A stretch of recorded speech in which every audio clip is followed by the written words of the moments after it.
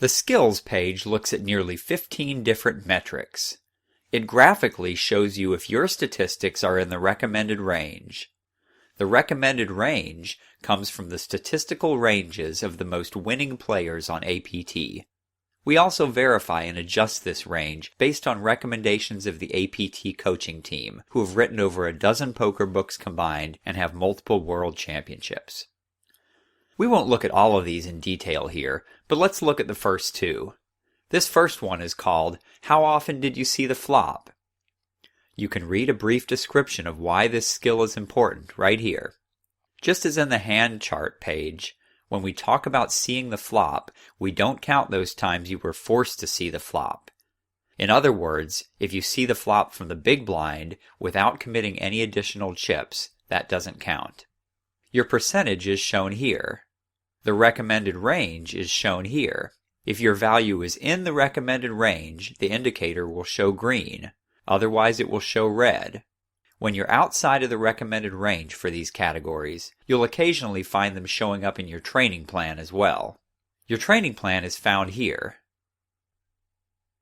Your training plan will give you more detailed advice on how to correct this problem and has links to supplementary training material.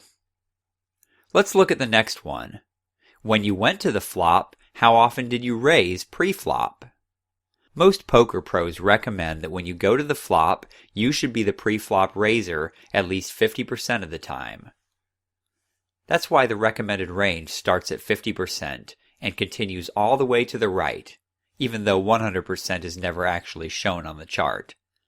By the way, when you hover over one of these indicators, you'll be able to compare your percentage with the average player on APT and the best players. The best players are those players on APT with the highest long-term win rates.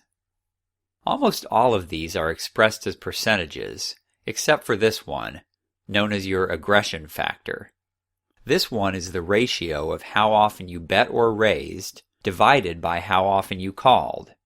Don't let the math scare you off, just look at whether you fall within the recommended range. And if not, it will eventually show up in your training plan.